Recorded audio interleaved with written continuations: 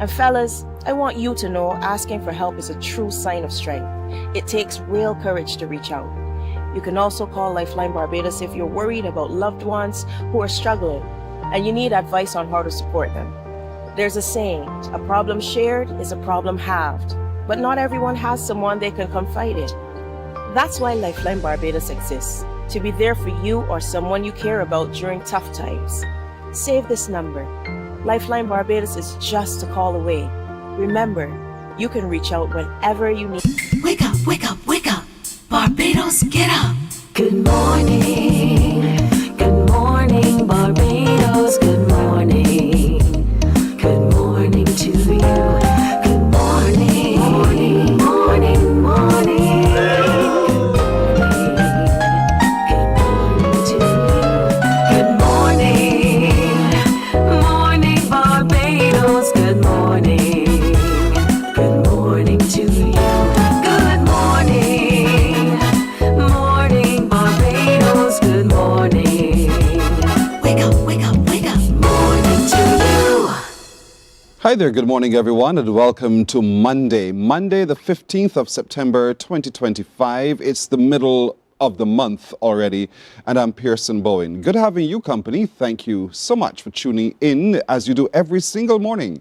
And as always, every single morning, I will say it again to you, thank you for doing so. Particularly those of you who have taken the extra step to join us on our streams on YouTube, Facebook, and our website, cbc.bb. Thank you for not just joining, but to share the show, to bring others along as well to share in what we do Monday to Friday from 6 in the morning. So to you all, thank you very much. Remember, I urge you, talk among yourselves, talk to us as well. We love to hear from you as well. Your feedback inspires, and certainly it just triggers some questions I may want to ask as well. So feel free to talk to us anytime. If you know of something or someone whose story we need to tell, you need to tell us about it. So send us an email. Our email address is on your screen. It is morninbarbados@cbc.bb. morninbarbados@cbc.bb. It doesn't matter how minuscule that story seems to you. We believe it's an important story to tell. So tell us about it indeed. And to you again, thank you. So how was your weekend? What did you do? What were you getting up to? What mischief did you get up to? I'm curious to find out as well, because you know me, crack a joke every time one possibly can. And so I'm anxious to hear from you what you've been about yourselves doing indeed. And so as you've been gathering in St. James, this month of September, I'm sure you were out there to enjoy all that the parish and the people of St. James have to offer. And so I want to encourage you to continue doing so all month long indeed. Don't forget, coming up soon is, as we celebrate World Alzheimer's Month, the opportunity on Friday for you to wear your color purple. Yeah, I know there's something in that, right? The color purple. The color purple symbolizes the whole support of people living with Alzheimer's. And so coming up on Tuesday, I think it is, yes, Tuesday, tomorrow, they're having a lecture at St. Paul's Conference Center on Bay Street, where we're encouraged to ask about dementia, ask about Alzheimer's, and how does education help to build not just information but resilience. And so that is going to be delivered by Dr. Ermin Bell. We encourage all of you as much as possible from 5:30 to be in the center tomorrow to hear more and engage more with not just the information, but with Dr. Bell as well, who is a retired clinical psychologist. And so that's a great opportunity for you to be a part. So I want to encourage all of you. Many of us have been touched, whether individually or by people who we know, loved ones we have, who are living with Alzheimer's, who are living with dementia. It's not easy. It's irreversible. But it's a reality we all have to face and that we all can do something about. Because as caregivers, it affects us too. And we want, obviously, before our loved ones slip away from us in their mind, that we have the best times leading up to that moment indeed. As I told you on Friday, it's good for you to be able to record those interactions, because when they're gone, they are gone. And there's no way you can have your loved one repeat. And so therefore, I want to encourage you to be careful, be kind, be conscientious when you deal with our elderly, because they need you. They helped you, and now they need you. So I want to encourage you to do so. All right. I've also been asking you, as the little ones have headed back to school, week 1 is over. but we still have some other pictures to share. I just love to exhibit to you the brilliance of our young people. And so thank you all for being so kind to sending us those photographs. We're going to end it today. I know you've overwhelmed us with photographs. So today is the last showing of the last few that we have still. And if you can share them with me, I'll share them with everyone else as well. So we want to say thank you so much for having sent your photographs over the last few days to share with us of our little beautiful little ones heading back to school in their brand new uniforms, looking as bright and as beautiful as ever. And so that's what we want to celebrate. Can we do so now? Here we go. I can't see the first name. I cannot see the first name because there's something hiding on my little screen. Help me. She goes to St. Martin's Mangrove. St. Martin's Mangrove. Roll, you have something that, right, thank you. Her name is Royalty Griffith. Royalty, look at you, strike a pose, girl. Do your thing, shine bright like a diamond. Royalty is going to St. Martin's Mangrove Primary School. She has her backpack, which is probably filled with lunch. No, that's her lunch kit in her hand. So Royalty, have a beautiful today as you go back to school. Continue smiling, continue doing well, continue making yourself, your mother, your community very, very proud. And most of all, listen to your teacher. Learn well. There's a lot to learn indeed. Ramalaya Paris, I believe that's what it's called. Ramalaya Paris of Christchurch Foundation School. Oh, look at you. Is this your second week in school? Have you yet begun to learn French and Spanish? Have you tackled chemistry yet? Ramalaya Paris? Well, have yourself a beautiful day. You are now in secondary school, and so you are on to another stage of life, but I know you will do well, Ramalaya. Something tells me, looking at your face, you shall do well. So I wish the very same to you as well. So have a beautiful day as you head to Christchurch Foundation. Going to the Bay Primary School is Jadari Paris Eiffel. Jadari Paris Eiffel. You're one cute little man. Look at you. All you have in your hand is your lunch kit. I love it. I love it. I wish I could just come to work with my lunch kit too. But here it is. You'll grow up very fast and you'll grow up beautifully. Little Jadari Paris Eiffel, Bay Primary. Congratulations, sir. Have a lovely day as you head out to school indeed, and have fun with your friends. Oh, look at you. He is such a little spirited young man. Takeem Hunt Knight. Takeem Hunt Knight goes to the Bright Sparks Education. And so that, I guess, is a preschool. So good morning to Takeem. What a different name you have. Takeem Hunt Knight. Have a lovely day. What a beautiful smile. Your parents must be so immensely proud of you indeed. And so we want to wish you a beautiful today, Takeem Hunt Knight of Bright Sparks Education. Have a good one, young man. Isn't that beautiful? I absolutely love it. You can tell by the tone of my voice and my smile on my face. These are such beautiful little sunflowers in God's lovely garden. I want you to cherish them, to care for them, to encourage them, not to harm or hurt them. It is so important as a community that we support our young people. We build a wonderful foundation for the future that is sound and meaningful and impactful and responsible. And so as adults, we have to be equally responsible for shaping that trajectory. Now, coming up today, speaking of trajectory, we meet a man whose journey from adversity to empowerment has captivated global audiences. He's in Barbados. We want to know more about him, about his story, and how we can benefit from what he tells about himself. So you need to stick around. I think this is one for our young people for sure. We connect with Shane Carter, who is very much in the culture of the Caribbean, though he is in a land afar. But why? And in what way? He'll tell us in just a moment. We continue to gather mid-month. It is in St. James, and there's a lot more we can tell you about the diversity of the parish of St. James and why you should get out there and get involved. That's coming up this morning as well. And we'll also meet Aaron Watson, who's a very talented man. Perhaps he has the Midas touch, but if you don't know who he is, you shall find out this morning. You'll get a taste of some of the music which is familiar to you, and then you go like, oh, you've been a part of that? I'm sure you'll have those kinds of moments this morning. So a lot to stick around to engage with this morning. But let's get started with a man who says broken crayons can still color. And isn't that a statement of fact? He is a young man, American, but his mother and father are Barbadians. His mother's actually in the studio with us, but she's shy. Good morning to you, Mr. Svens Telemaque. How do you do? I am blessed. How are you? I'm blessed as well. I'm doing well. Thank you so much for asking. Welcome to Barbados. Welcome home. Well, thank you very much. I just want to make one addition. I'm actually Haitian. You're Haitian? Yeah, I'm Haitian, live in Canada, and I have a Bajan mother. What does that mean to you to be so multicultural? I just think that just blessed. Just being someone from the Caribbean in North America, I feel like no matter how much time I spend in Canada, I'm going to always go back to my roots because they don't see you as Canadian. They see you as where you come from. Whether you're in your teens, whether in your 60s, they're going to always ask you, where do you come from? Because you don't look like them. Exactly. Or what they perceive themselves to look like. Exactly. How did you deal with that structurally in your head, though, to feel in some way isolated from the norm, the crowd?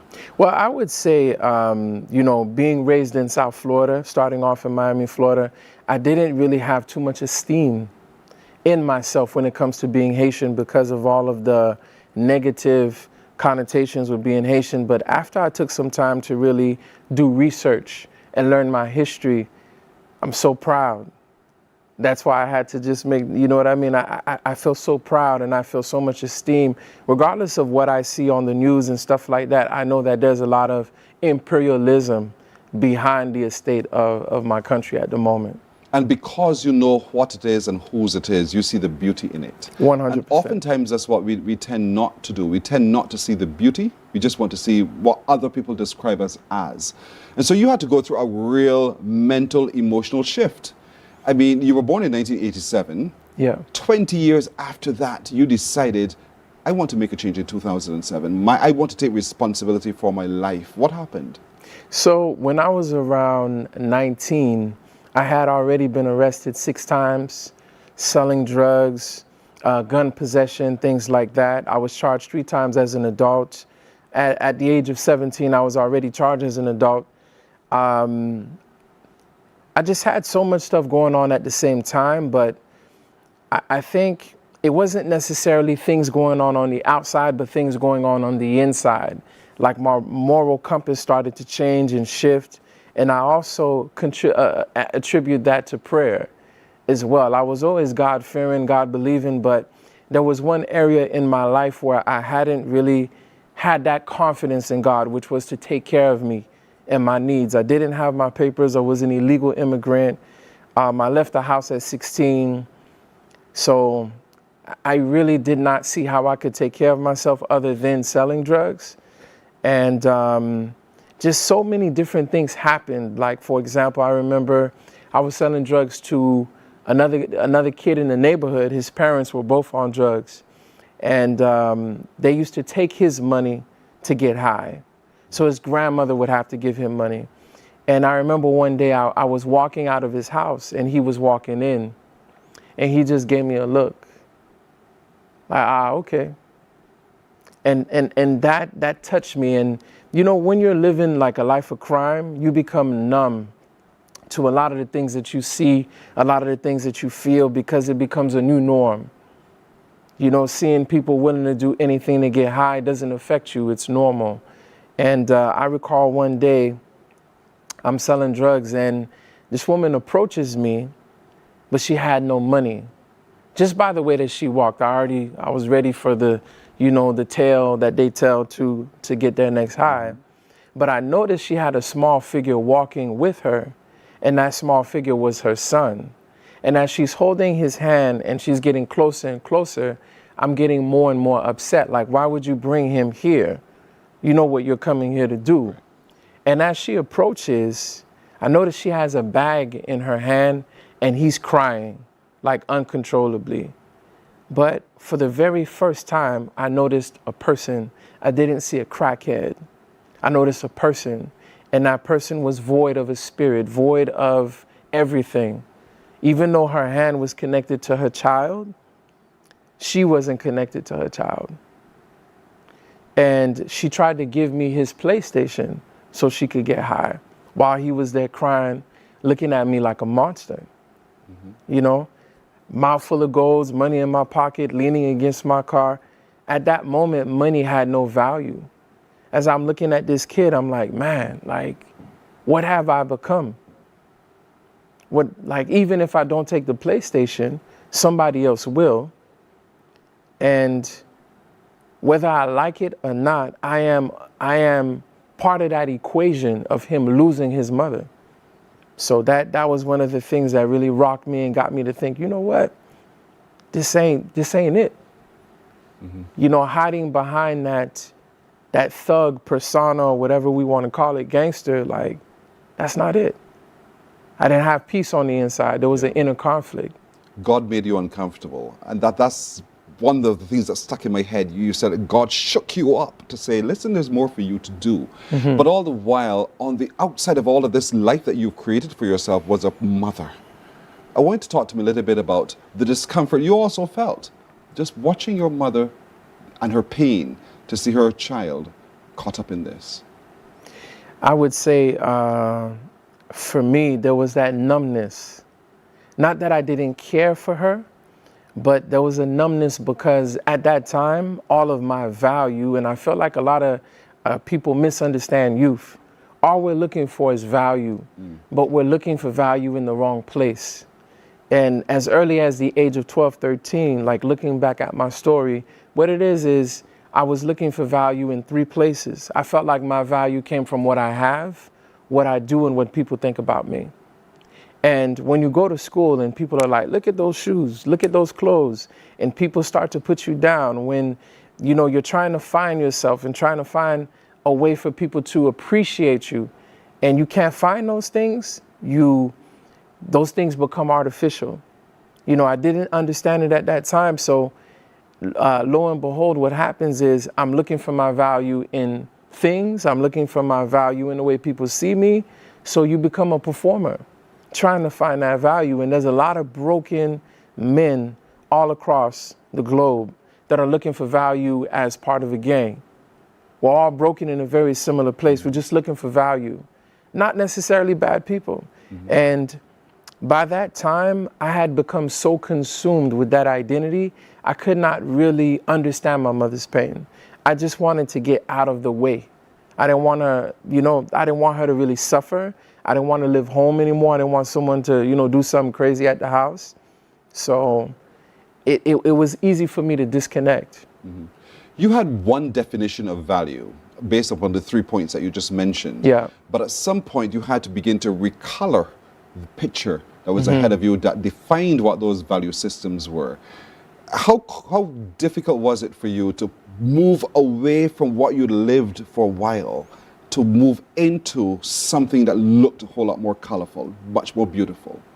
It was very difficult. It was very, very difficult. I kept coming up with excuses on what am I going to be able to do. And those 3 aspects are the value you get from ego. Ego, all that is ego. What you have, what you do, what people think about you. And growing up in South Florida, that's all I knew. The car you drive, the chain around your neck, all of these things tell you how much respect you deserve. And there was a comedian by the name of Larry Dog that used to be on Comic View from South Florida that, would like sow little nuggets and tell me, you can try different things. And at that point, I'm looking at half a key of cocaine and I'm like, do I continue flipping this or do I get out? But if I get out, what do? I don't have my papers. I have a criminal record. I'm illegal. Like all of these things that come into my mind. And listen, by the grace of God, he shifted my perspective on certain things. And like I said, I attribute that to my aunt's prayers. And I went like, okay, what could I do with this money instead of re-ing up? So I started buying cars at the auction. I had a colleague of mine that was able to get me an auction license. So I started buying cars, selling cars. And I was trying to find out more ways to make money because you can't sell a car every day, Yes. So I went into selling clothes, shoes, and perfume. And even though I wasn't making as much money, I felt at peace. I felt a sense of peace. And I realized that I was addicted too. Because when you make fast money, it's addictive. I love, running around the city, phone blowing up, just have to be here, have to be there. And I was able to replace that high with just selling clothes. And I felt good. I felt that peace. I felt so proud of myself because I wasn't doing anyone wrong. There was no negative impact to what I was doing. How did it feel going back home to Mommy's house, a different, changed man? You know what's funny? I didn't go, like, you know what's really funny? Just to show you how funny, like, I feel like God has a sense of humor. You know, when I left at 16, I didn't know where my mom lived for like a year. And every time that police would be in my neighborhood, like undercover detectives and stuff, whenever they would come around, you know, we would run away to the train tracks and we would just get high, smoke, and just chill. You know, a year later, I had got arrested again and they forced me to go home. So I had to find out where my mom was and they put me on house arrest. Do you know that the whole time, every time that I was smoking around the train track, I was literally in my mom's backyard and I never knew? Wow. So when I was forced to go back home, my mom was an entrepreneur in South Florida and in Little Haiti, and my mom decided to move to New York. So I stayed there by myself and I still didn't change my mind. When I decided to come to Montreal now at the age of 20, I had just got arrested for gun possession, took it to trial, I won in trial, and things were getting even more uncomfortable. I got robbed when I was selling clothes, shoes, and perfume. I got set up, and there was an opportunity there for me to get revenge. You know, and I had some people around me that were like, yo, let's go handle that, if you know what I mean. Mm-hmm. But there was something in me that was like, it just didn't make sense. It would just be unstoppable. It would be a back and forth type of thing. And I'm like, right now I'm trying to live in peace. And my family, friends, they were always pushing me to come to Canada. But from a Miami point of view, Canada just seemed cold, boring, and ice. Like, why would I want to be there? And I did what I did not want to do, and it was one of the best decisions of my life. And so he's making other moves, indeed, and that's why we want to talk more about him. The positive side to this story, we'll share with you right after this break. Morning, morning, morning. Good morning. Good morning to you. Hey there, it's Mahalia. I want to share something that might be really helpful. If you're feeling anxious, overwhelmed, depressed, or lonely, and have no one to talk to, call Lifeline Barbados. We all face struggles at times in our lives. You're not alone. There's no need to feel ashamed or embarrassed. It's okay to reach out for support. Lifeline Barbados is completely confidential. No one else will know you called. They're there to offer a caring ear and guidance without judgment. And fellas, I want you to know asking for help is a true sign of strength. It takes real courage to reach out. You can also call Lifeline Barbados if you're worried about loved ones who are struggling and you need advice on how to support them. There's a saying, a problem shared is a problem halved, but not everyone has someone they can confide in. That's why Lifeline Barbados exists, to be there for you or someone you care about during tough times. Save this number. Lifeline Barbados is just a call away. Remember, you can reach out whenever you need to talk. There is a saying, you can find a Bajan anywhere. Are you a Bajan living abroad? Or do you know of one who has migrated to another country? Well, we at Mornin Barbados would love to have you or them on our Bajan Affair segment. Share your amazing stories, experiences, and how you have adapted to a new culture. Send us an email. Morning, morning, morning. Good morning. Good morning to you. 24 after the hour now, we're talking to a most inspiring man who reminds us that broken crayons can still color. In other words, there's hope. There really is hope. You have not lost the essence of who you are, though you may be broken. But how do we reclaim that in our own minds and our own consciousness? How do we begin to color beautifully yet again? And so he's now moved from his story of damage, now creating beautiful spaces as he interacts with other young people. And so you're in Canada, and you're doing, while in Canada, some work with the prison reform system. Tell me a little bit about that.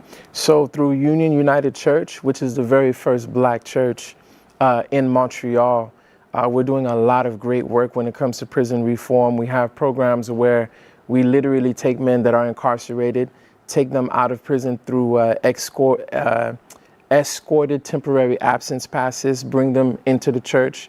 They run our food bank, And from there, we take personal development courses with them, from financial literacy to trauma, just to help these men heal. Because we just can't leave people behind because they made a mistake. We need to find a way to help them repurpose themselves.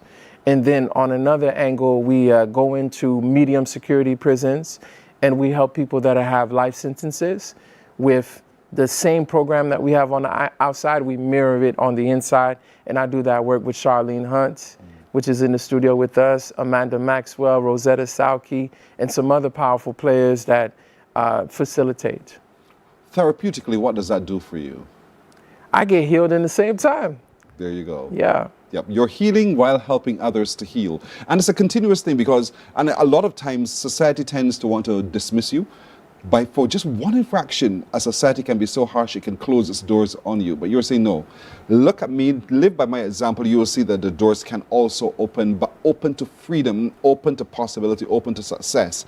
And so you're using your story to be able to do so.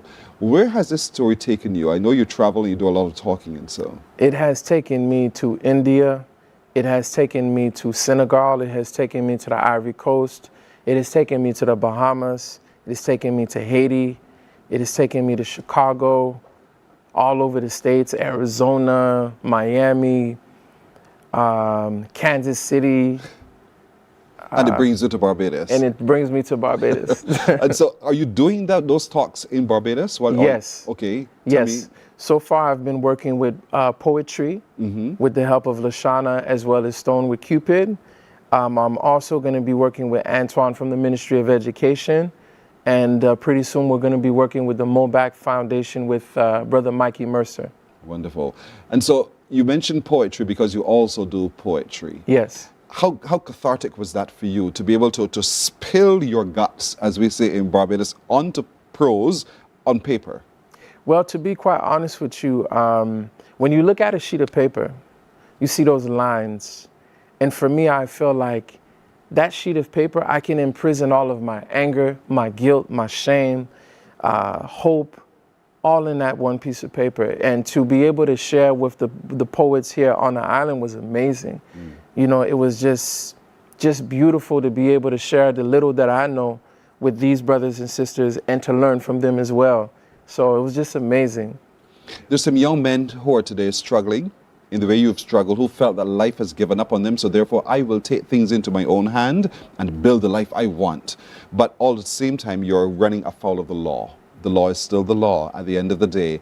What's your message to them today? So one of the things that comes to mind, I know you guys love conch, right? We love seafood, yes. Yes. So in Miami, we have a place called the Conch House. And I remember one day I walk into the Conch House and I see a gentleman well-dressed like yourself. I walk in there and he just gives me one good look. And he tells me a slow 50 cent beats a fast dollar. And I'm like, what do you mean by that? And he breaks it down to me like this. Go ahead, you could keep on chasing that fast money. You're not gonna get far with it. But the person that makes a slow 50 cent will always beat a fast dollar. No matter how fast it comes, that's as fast as it leaves. And I'm a living testament to that.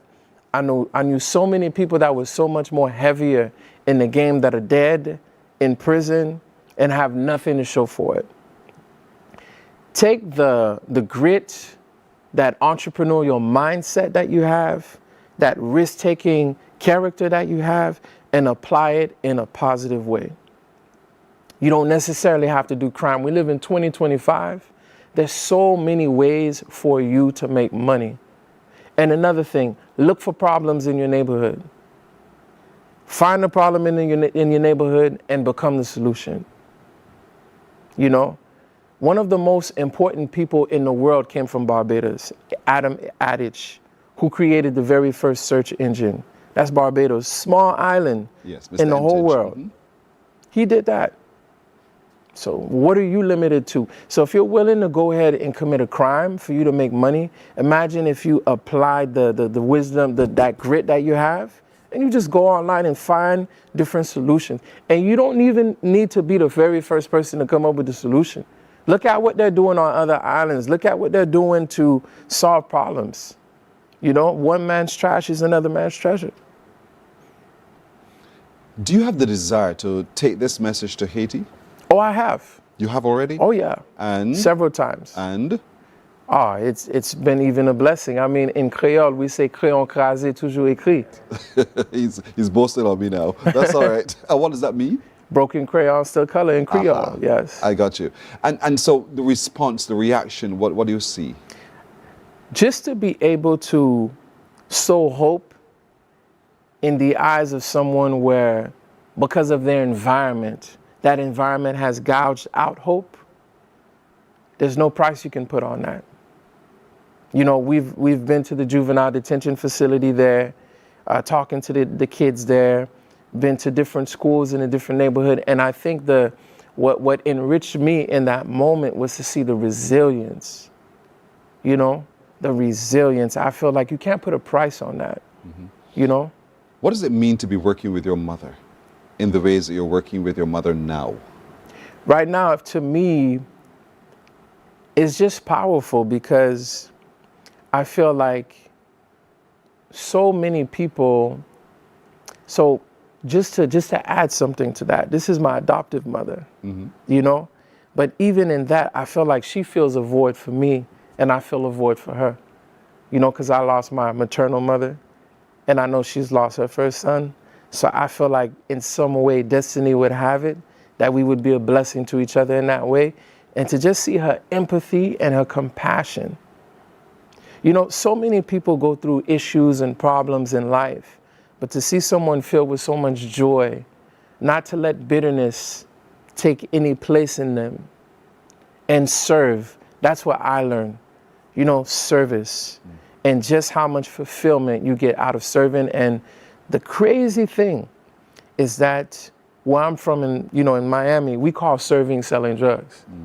That was the phrase, I'm serving. But now I feel like I'm serving for real, because serving takes a whole new meaning now.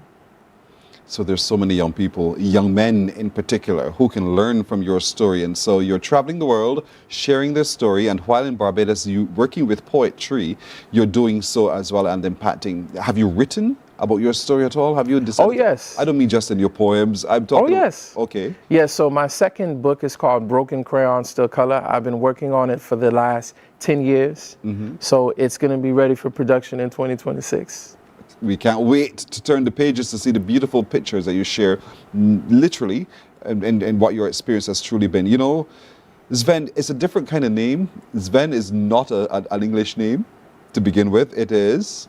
It's actually a Nordic name. Nordic name, right. Yeah. Telemaque is from your father who's Haitian. Yes. And so we get that because it's French and this is pronunciation as well. And so here it is, with all of these combinations, a young man born May 15th, 1987, who in the year of our Lord 2025 is impacting the world. And you reflect for just a moment and you've seen the trajectory of your life, all that you've been through. It is, isn't it beyond belief that you are who you are now and doing what you're doing now? It is definitely beyond belief. And I think that sometimes I need to be more present, you know, to realize where I am, you know. And one of the things that hit me this year was I'm 38. Well, I made this decision at 19 years old. 19 years later, I'm in a different stage in my life, and it's just beautiful, and I'm humbled, and I'm just honored. And you know, something else that I like to mention, I'm just happy that God did not give me what I wanted, because if he gave me what I wanted, I would have been a firefighter. If he gave me what I wanted, I would have been a plumber. Not to say that those professions are not honorable, but in the moment, that's what I wanted. And I feel like the fact that I did not get what I wanted and he had his way with me, he got me to realize this is what I really desired, you know, was to serve full time. To serve full-time, to be obedient full-time since 19 years old. And so that's the big difference that God has truly made. And you guys at home know this about me. I'd preach it till I'm tired. The reason that we exist is simply to praise God and to be obedient to his will and our way. And so, on a lighter note now, how many times have you been to Barbados? This is my second time. This is your second time? Yes. Second time around, how is it? Even better. What is it that you love about Barbados? What is there not to like about I'm asking Barbados? you. I live here, so you see things differently from me. So, number one, I think the thing that marked me the most was just the laid back, courteous, welcoming vibe that everyone had. I couldn't walk around nowhere without someone telling me good morning, how you doing? It's good, you good? You know what I mean? Just that in itself says a lot. Because I'll give you an example. People might say, oh, Canada is this and that, but you could walk around and people don't even see you. Yeah. They might look at you weird if you like, do I know you? You know, but I just love that sense of community. It's the same back home in Haiti. I love, you know, the way you guys bake. I love those turnovers. I didn't know y'all could bake like that, but them turnovers got me sold. You know, I love the beaches, of course, but those are small things. But I would say the culture. I love your prime minister. I love the position that she takes, you know, and she doesn't really, you know, she moves with that sense of identity and authority. I love that. I love the story behind Barbados. I just love it. Boy, you've taken time to really immerse yourself in our culture indeed. Do you love the music? Yes, for sure. Really? Yes, I do.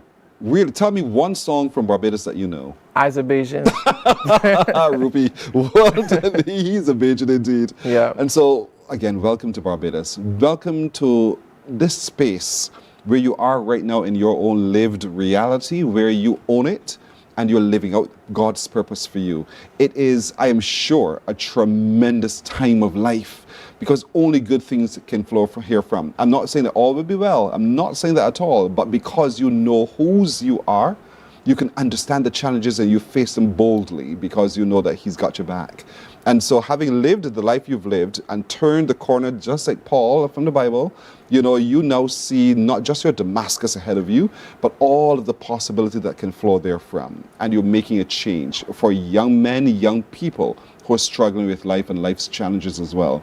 You were designed not to break, but to build. And so I want to encourage you to continue doing so. I can't wait to see the book Broken Crayons Still Color coming out in 2026. And so, folks, listen and look out because I'm sure it's going to be available online. So we get our hands, not just to read his story, as we say in Barbados, the gypsy, but certainly to learn from, to get a sense of our own positioning and our own place within the broader context of life. Because it's important for us to be able to do so because we impact others who are around us. We want to do so positively. Svens Telemaque, thank you so much for joining us this morning. I wish you well, only the very best, and that God continues to move you in the ways that He moves you. Thank you. Thank you so much, Brother Christian. Welcome. You're welcome. A blessed morning. Likewise. We're back in just a moment. Morning, morning, morning. Good morning. Good morning to you. There is a saying, you can find a Bajan anywhere. Are you a Bajan living abroad? Or do you know of one who has migrated to another country? Well, we at Mornin Barbados would love to have you or them on our Bajan Afar segment. Share your amazing stories, experiences, and how you have adapted to a new culture. Send us an email to morninbarbados@cbc.vb, and together we will travel the world.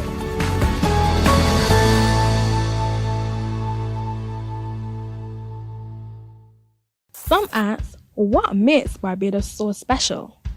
We at Mornin Barbados say it's you, our exceptional youth. You are talented, resilient, and inspirational. You are the epitome of the Barbadian spirit, testing the boundaries of your creativity.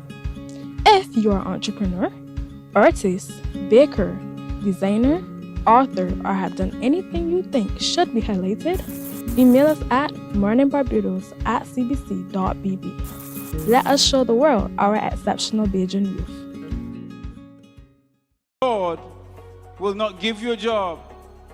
God will not call you to do something and then not give you the capacity to have it, to make it happen. He will give you the resources. He'll give you the people. Not only will He equip you with ideas, but He will equip you with favor, as He did Nehemiah. Turn morning, morning, morning. Good to you. 20 minutes now to go to 7 o'clock as we literally go to Miami. That's right, because this is where this man lives. His name is Shane Carter. And when you hear the last name Carter, you say to yourself, wait, he's a Bajan? I have to ask that same question too. Shane, good morning to you. Good morning, good morning. So here comes the question. Wait, were you a Bajan? Said in the Bajan lingo, of course. Well, I have Bajan lineage through my grandparents, but I was born in Trinidad and Tobago. Born in Trinidad and Tobago, both parents are Barbadians? No, my grandparents are Bajan. One of my grandparents are Bajan. My parents are Trinidadian. Right. So naturally, because you were born in Trinidad, carnival is in your blood. The kind of things that make us as the rhythms of the region pump.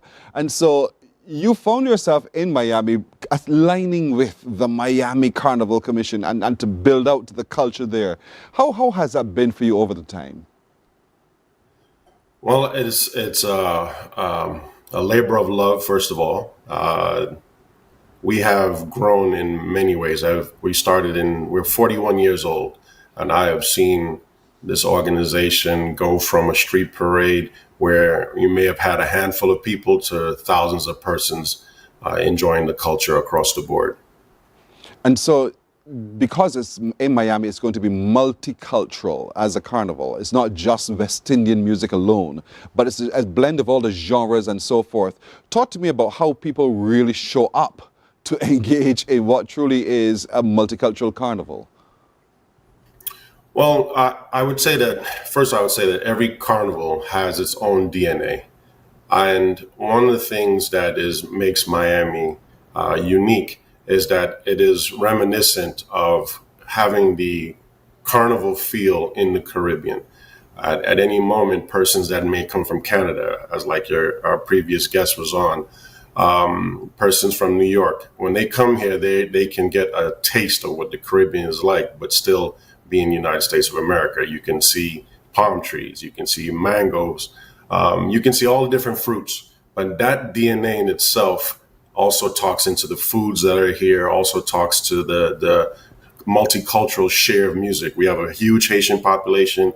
We have a huge Jamaican population. So those integral parts flow into the carnival itself. And so the carnival is structured around the ways that we know it in the Caribbean for sure. We have the Junior Carnival, the Panorama, the Juve, the costumes and so forth. And so that is the organization of it. And so it's showed up in so many ways. And I'm sure that the people who are engaging with are not simply Caribbean. They're also from other, as you said, other cultures as well. Absolutely. We also, I remiss to say, we have a huge Spanish population here in South Florida. So you're going to have that's cross-pollination. There was one correction. What we have done is we're going back to basics this year. There is a change in the atmosphere of Carnival. And one of the things that we did was we went back to the ground roots of what would have been Panorama, how it started. We were doing a jamboree this year, where everybody can be more upfront and personal with the pan, to be able to hear it and not be far away from it. See what a pan man does to reach the notes and blend the notes. So we're going back to basics and building back from there. So it's a very immersive experience that we're trying to bring this year to our patrons, and new ones, hopefully. Why? I'm sorry, I didn't hear that. Why are you doing that? What? Because everything has a cycle, and there was, I think, the mood of the society right now dictates that we go back to teach the story of Carnival. Allow the same people that we just spoke about that may not have experienced Carnival in the Caribbean and where this comes from, how it came out of slavery, and what could be deemed as bad became good. It gives a better storytelling experience, so that persons now have a reason as to the why. And so that why is also born from your experience as a man from Trinidad, the man of steel pan himself, you know, and so you understand the rhythms and you understand the instruments as it goes as well. Is the instrument taught in school in Miami, do you know? Yes, actually, we have several schools, private schools, that participate with the teaching of the pan, and some professors in colleges offer it here in South Florida. So there are several, and even the pan associations or the pan groups have classes that they offer to everybody. Mm. And so you're preparing now for this year's carnival on Columbus Day. Yes. Well, Columbus Day weekend, to be more specific. All right. Our carnival technically spans for a week. We start off with Junior Carnival, which is October 4th. Then we roll right into October 10th, which would be the Jamboree. Then the Juggernaut, which is our Juve, on the 11th. And then on the 12th is the Parade of Bands. You know, many Barbadians take flights up to Miami just to be a part of this. Not just the entertainers alone, but the spectators definitely come because it's quite a spectacle to see your nation's flag among all of the flags. That sea of flags, indeed, must be tremendous. Is that something that's deliberately encouraged or it just happened? Well, I would say some of both. The grounds that we have at the parade grounds is actually a fairground that always respects the persons that are on the ground. So we have that throughout the other things that we do throughout the year. But when we sat down with the fairgrounds, they already have facilities to honor the respective flags. And it was just a perfect marriage. A perfect marriage indeed. One of the iconic events I know you have is a concert. Yes. What's on the card for 2025? Well, the card is very dynamic. We have a tendency to try to make sure that we touch as many of the artists throughout the Caribbean, from Barbados, from Antigua, Trinidad and Tobago. So we have persons like Blacka, we have persons like Bungie and Faye and Lyons, and there's more to come. We're releasing them, and you can go back on our social media. We're releasing them on miamicarnival.org, and every day we're showing live who's coming on. So I don't want to let too many cards out the bag, but trust me, it's going to be exciting. It's going to be a fun-filled day/night because this event is an immersive event that starts at 11 o'clock in the morning and runs, for the parade. And runs till night. And so a lot of promoters tend to before they decide their card, they scout what's happening in the respective carnivals. They listen to the music that's coming out. And so that's what you're doing right now, right? Just looking for the best that's out there to come perform at the concert. Well, I think you're definitely looking into the play card to see how we do things. So you're absolutely right. We always look for the best and the brightest. I'm so trying for you to say what's coming up, but you're not budging at all. What we'll do right here, Shade, we'll take a break and we'll come back to discuss even more about the upcoming Miami Carnival weekend. And stick around. We're back in a moment. Morning, morning, morning. Good morning. Good morning to you. God will not give you a job. God will not call you to do something and then not give you the capacity to have it, to make it happen. He will give you the resources. He'll give you the people. Not only will he equip you with ideas, but he will equip you with favor, as he did Nehemiah. Turn on the latest episode of Infinite Possibilities, only on CBC TV8, every Sunday at 1:30 p.m., sponsored by Covenant Life Teaching Center. Welcome to Nature's Discount, the ultimate health food store. At Nature's Discount, we have thousands of quality products at great prices. Hi guys, Dottie here with Nature's Discount, and today we are talking about solar ray, microbiome, probiotics, and why you should be taking them. And we have well over 3,000 amazing products to help you get healthy. For your health tips, tune in to CBC TV 8 every Monday, Tuesday, and Thursday for Nature's Discount, sponsored by Get Healthy Incorporated.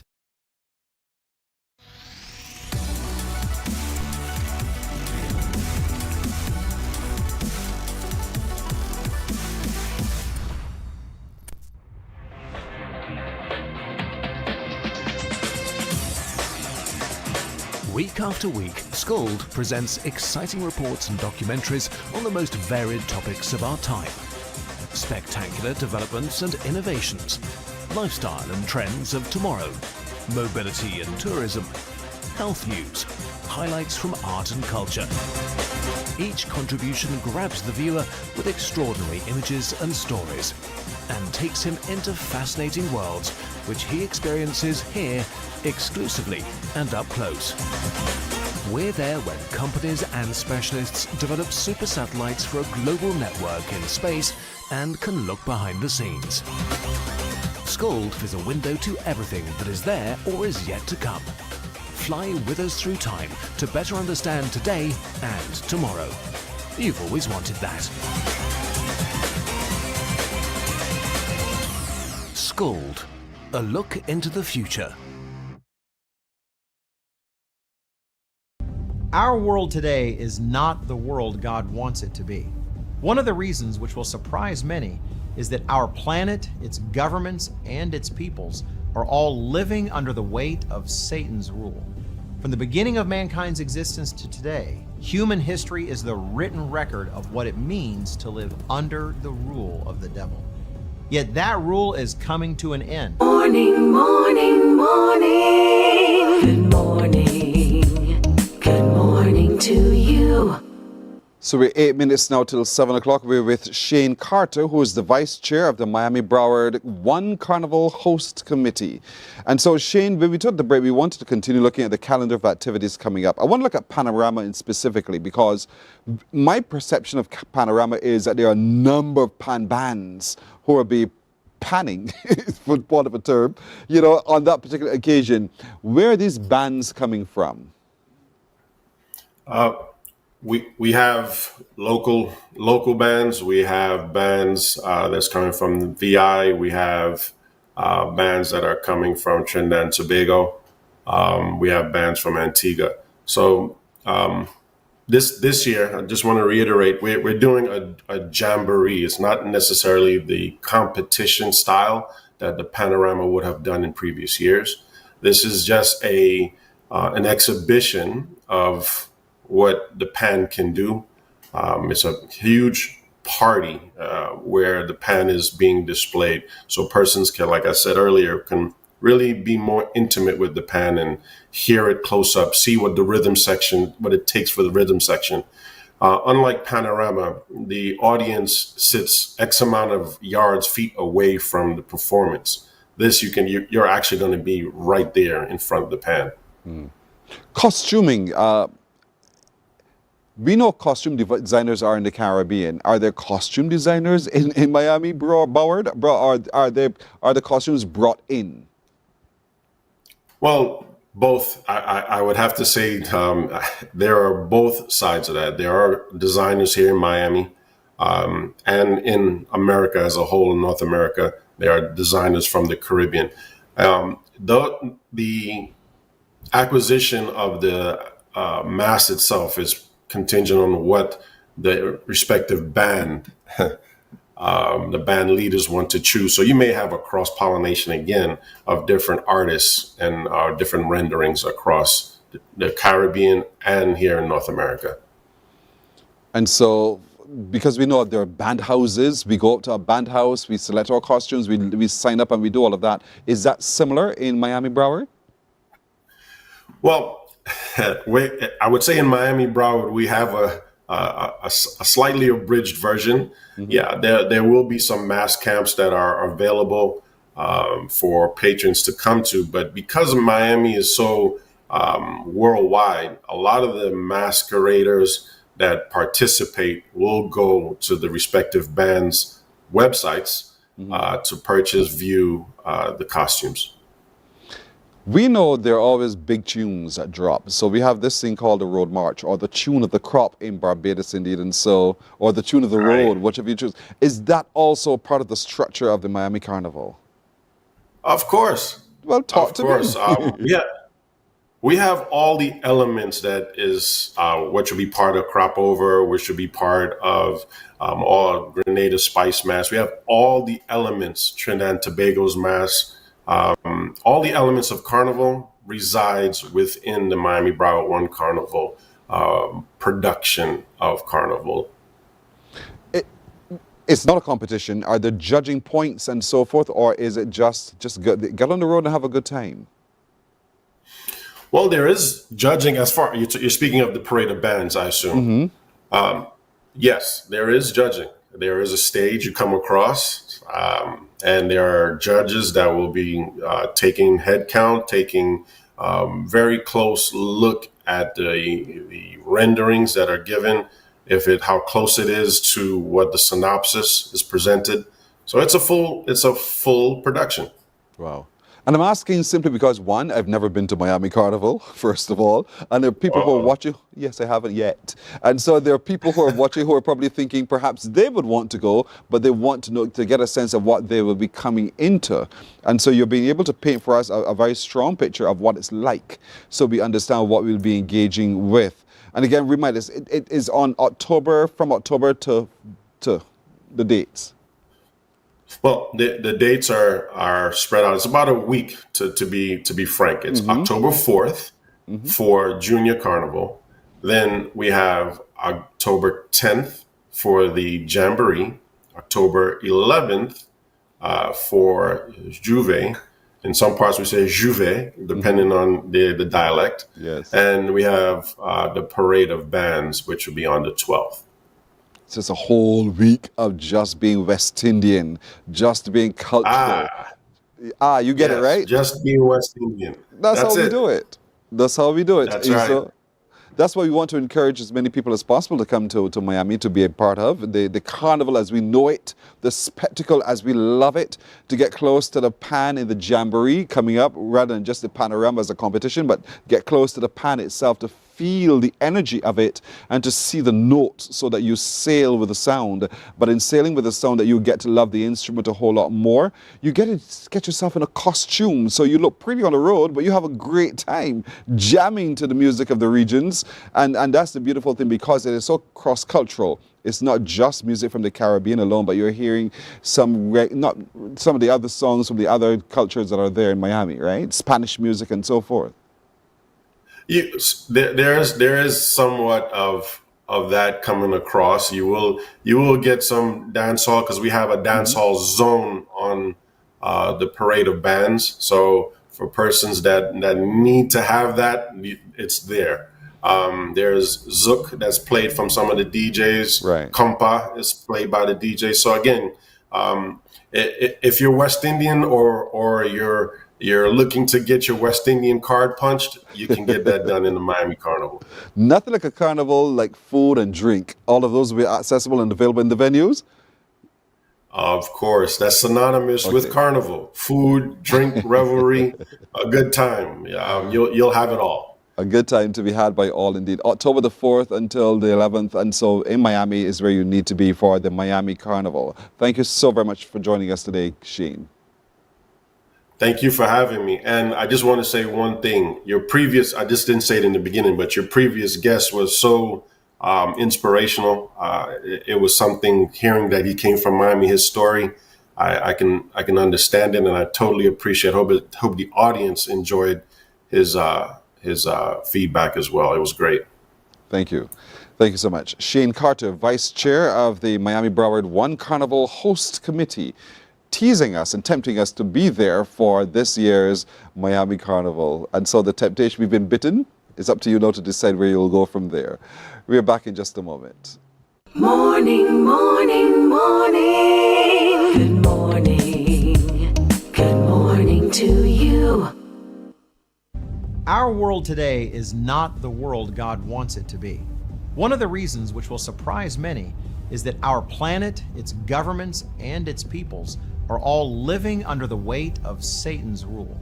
From the beginning of mankind's existence to today, human history is the written record of what it means to live under the rule of the devil. Yet that rule is coming to an end, and what a difference that will make. Every Sunday at 9 a.m. on CBC TV 8, tune in for Tomorrow's World, sponsored by the Living Church of God. Books open your heart, your mind, and your soul. They are educational, entertaining, inspiring, and motivating. Are you an author of a recent book you want to share? Then Mornin Barbados would love to feature your book in our The Next Chapter segment. Send us an email to morninbarbados@cbc.bb. That's morning without the G. Come and let us turn those pages together. Hey there, it's Mahalia. I want to share something that might be really helpful. If you're feeling anxious, overwhelmed, depressed, or lonely, and have no one to talk to, call Lifeline. Morning, morning, morning. Good morning. Good morning to you. Let's look at news now. More airlift for Barbados from the Latin American market. That's from the BTMI's Director for Latin America, Corey Garrett, at the 2025 Motivational Breakfast Summit taking place at the Wyndham Grand Resort. He says connectivity between Latin America and Barbados is expanding. Trevor Thorpe has that story. The tourism official says the Latin America tourism market is on the rise and the Motivational Breakfast Luxury Summit is playing a key role in connecting buyers and suppliers. This effort is further boosted by the introduction of additional airlift to Barbados from the South American continent starting next year. We're ecstatic. You mentioned we're on the ground in LATAM, and we're making significant developments in the market there.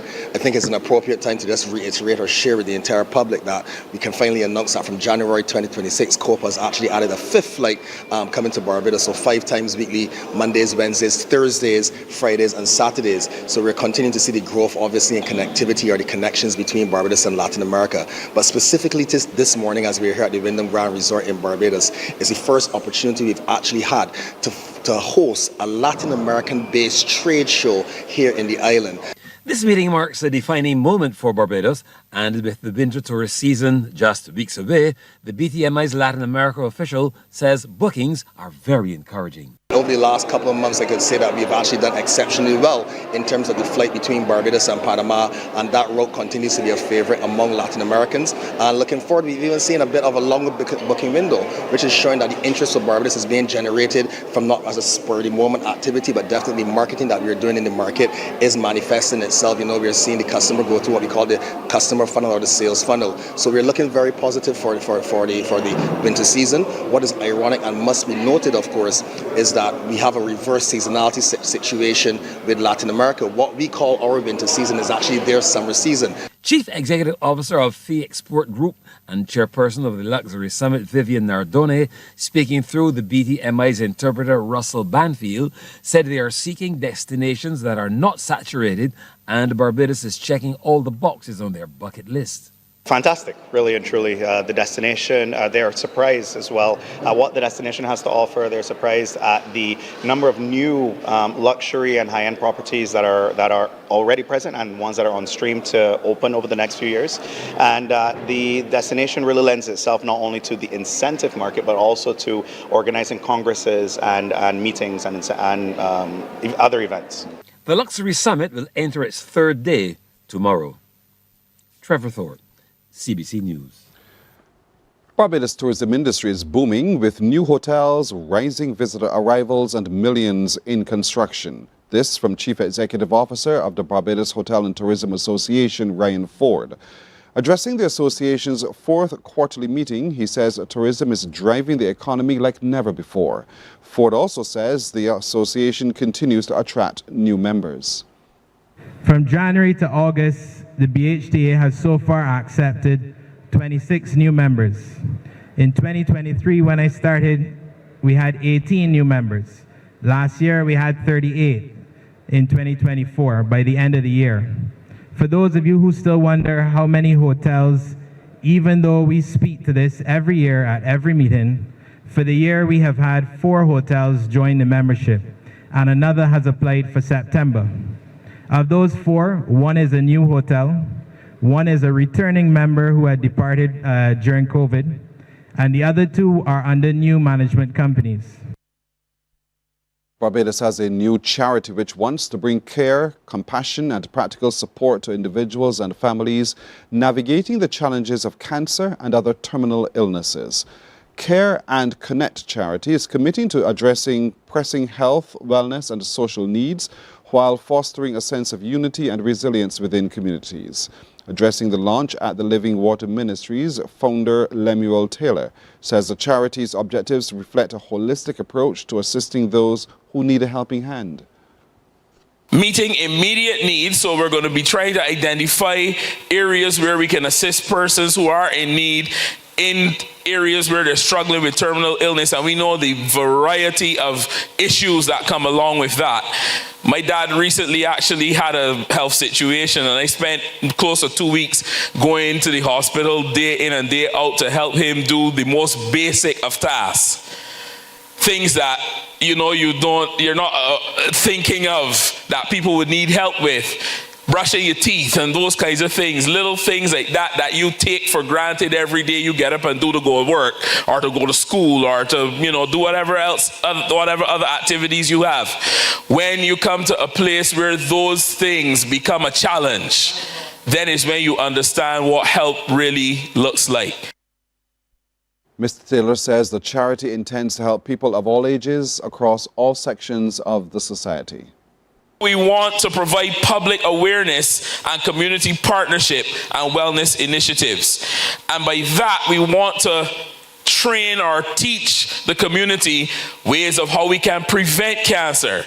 So there's a lot of information out there, but sometimes people don't take the time to go and look for it, or they don't know where to find it. And so we want, as a charity, to provide an avenue that we can kind of aggregate some of that information and put it in a way that it is easy to assimilate, easy to get to, so that we can really start to turn the tide in this country with regard to that.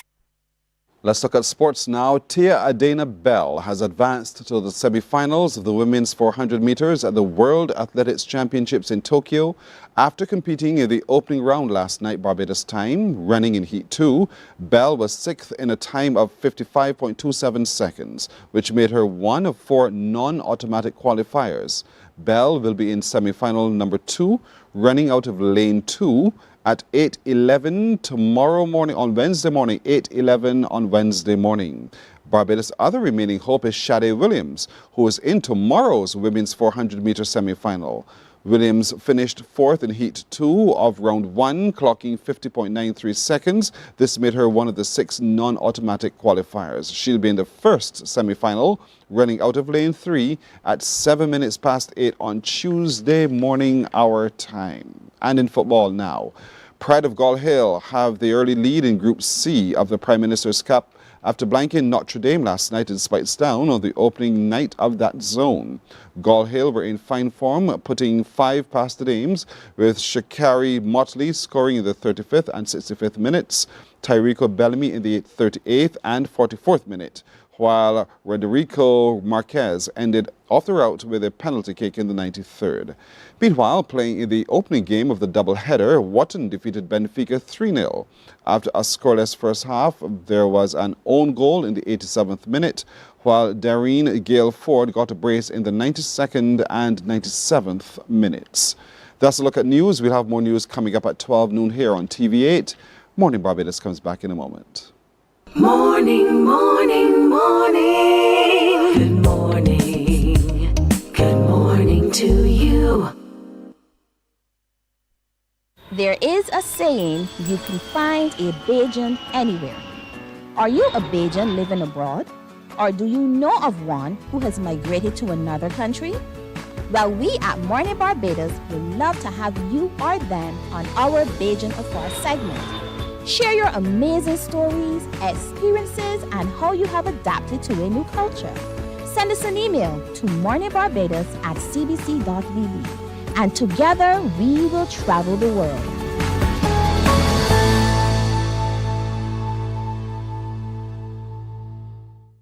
Some ask, what makes Barbados so special? We at Mornin Barbados say it's you, our exceptional youth. You are talented, resilient, and inspirational. You are the epitome of the Barbadian spirit, testing the boundaries of your creativity. If you are an entrepreneur, artist, baker, designer, author, or have done anything you think should be highlighted, email us at morninbarbados@cbc.bb. Let us show the world our exceptional Bajan youth. God will not give you a job. God will not call you to do something and then not give you the capacity to have it, to make it happen. Good morning, morning. Good morning. Good morning to you. We are 11 minutes after 7 o'clock. As you know, this is September, where we are gathering, and we shall continue to do so in the parish of St. James. And so, with the theme cricket, naturally, we're beating ball. We have time. This is a match for the long haul. This is actually a test match. This is not one that is for the short little T20s and so forth, where you're winded by the start of the game. And so, that's what we're talking to right now. We're happy to be joined by the Honourable Kerry Simmons, who is a Member of Parliament for St. James Central. Good morning to you, sir. That's right. Morning. Good to be with you on the couch again. Thank you for coming, indeed. And the Reverend Reginald Knight, who is a minister, but you are also, no doubt, a part of the organizing committee. Am I right? Oh yes. You've been co-opted in. Very much so, and I guess you would sleep until. But good to have you as well, right. Sir. Minister, let's look at St. James. I said at the beginning of the month, it's one of those parishes which I find so interesting. You have your own town. You have two highways moving through. You have the Platinum Coast. You have all sorts of things. You can literally live there and not go anywhere else, which makes it quite a unique parish in itself. That is true. That is very true. And I think that the uniqueness of it also is added to by the creativity of people. When we first mooted this idea, I was tourism minister, and then COVID intervened and disallowed it from happening. But on this occasion, to be honest with you, I think there was a lot of pent-up energy that was just unleashed. And I kid you not, the people in the parish have pretty much taken this over, and it is on the rarest of occasions that anybody comes, kicks it up to my colleagues in other ministries who are sharing the parish with me, or even to myself, who was sitting more or less on top of the process. So I am really happy that creativity is there, and the sense of passion and commitment to just compete on a neighborhood and district basis to see what ideas can be thrown up, how you can do it better than another parish has done or another district has done. I think it really has created an opportunity for Barbados to showcase some of its best. It's really a wonderful, friendly rivalry. I say it like that deliberately. But I come back to the highways, because roads connect, roads also can sometimes separate. And so let's look at that for just a moment, because St. James is unique in that perspective. You have two highways, Highway 1, Highway 2A, many connecting roads, and then sometimes there are people who sit on the outside and the fringes of those roads who feel a little left out. But regathering brings everybody together. It does. There's no separator of any form whatsoever. So talk to me about those benefits that you see regathering can bring to the people of St. James. Well, I think in a real sense, you are again throwing people together outside of just the neighborhood arrangements and convenience. That comfort zone is broken. And also the isolation, which is really, man, this is my little district, I in Hoyts or wherever. But I think that it is also about mobilizing people. We are unleashing an entrepreneurial spirit. If there is an activity that comes into your community, the first thing that happens is that the shopkeeper gets an opportunity to make a few more dollars, because if 200 people come through tonight, that's 200 mouths that are going to be drinking some drinks. That's right. The other people who might be in vending of some sort get an opportunity to make a few more dollars. So there's that entrepreneurial thing. It also, again, it goes back to the creativity of people who will see that, you know what, there's an event. I may not be just going to participate as a bystander. This might be an opportunity for me to go and take whatever it is that I have as my small business to that community in order to make some money out of it. The other benefit it has, of course, is to allow people who are coming to Barbados and curious to come into the communities and see what authentic Barbados life is all about. You made the point about the West Coast Highway, Highway 1, and I think a lot of tourists have, out of curiosity, you know, said, well, I want to see this thing. This idea of marble cricket, what is that? Never heard of that before. Yeah. So you're curious about that. And because there's so much of that tourism belt in St. James, it's virtually 3/4 of the country's tourism product, quite frankly. You know, a lot of people are using this as an opportunity touristically. Indeed so. And so we want Barbadians to also benefit in these kinds of ways. Don't sit for a second and say, well, that's for the tourists. This is for all of us. This is a chance for us to reacquaint ourselves, because some of us have moved into other spaces in the island and have not gone through St. James a little while. And so this is now the while that you can take to come into St. James, this 1 month of September, and rediscover some of the changes, rediscover some of the roads, rediscover some of the connections you've made. I'm one who tends to want to go and visit some of the places I've been. So if it's meant that my school was in St. James, I want to go back to my old school. I want to see what's going on. I want to see the people around it. And so take the time as a community to explore and experience, really, literally. Part of which is also, Reverend Knight, religion. There are lots of churches in St. James. Oh, yes. Oh, yes, there are. We have, obviously, obviously the St. James Parish Church. And St. James Parish Church serves as pretty much, as far as we gathering is concerned, has served more like a hub, really, where a lot of what has been happening in the regathering initiative has started or begins there. We have right now the BTMI, they have an office set there where if you need information, you can come in and grab your information from that space, and it's all on the within the confines of the church property, and it's accessible. So persons, actually, you're seeing a lot of movement of people who would have probably on another day just bypass the church and they come in. You have the other churches within the St. James, the entire St. James community getting involved in one way or another, whether it be by way of their services, they incorporate that. You would have seen the St. John the Baptist Church where we had the opening service, which in my opinion was really, that spoke a lot to what St. James is and what regathering is all about. Bringing people together. The messages were great, but what was important, or what, in my opinion, that really made the difference was when coming towards the end of it, you saw the incorporation of the different denominations getting involved. And, there was everybody seemed quite comfortable, and you move around with the persons who were there, and you realize that it meant something to them. It really means bringing these people together meant a lot. It's more than just a church service, or it's more than just having conversation, but it's about being able to come together as one people. Yeah. You had the Seventh-day Adventist. I saw the Methodist Church. I saw other prayers being offered by other people as well. And so that's the whole point. It's community. Yes. It is community. There's no separator at all. As I kept saying, there's no distinguishing factor at all in this whole point. And so St. James, right now in the month of September, provides us that opportunity to do so. But it's also unearthing, Minister, the talent of the people, the entrepreneurial spirit of the people. And it provides that platform for all of that to shine. I know, just this weekend gone, there was a standpipe story. And did either of you attend? I didn't get a chance. I had another engagement. Another engagement that took place at the same time. Oh. And let me say to you, I spent the first week or so of this parish event in Africa. Yes, that's right. The heads of government meeting in Africa with the heads of government in Africa. So I had to miss that.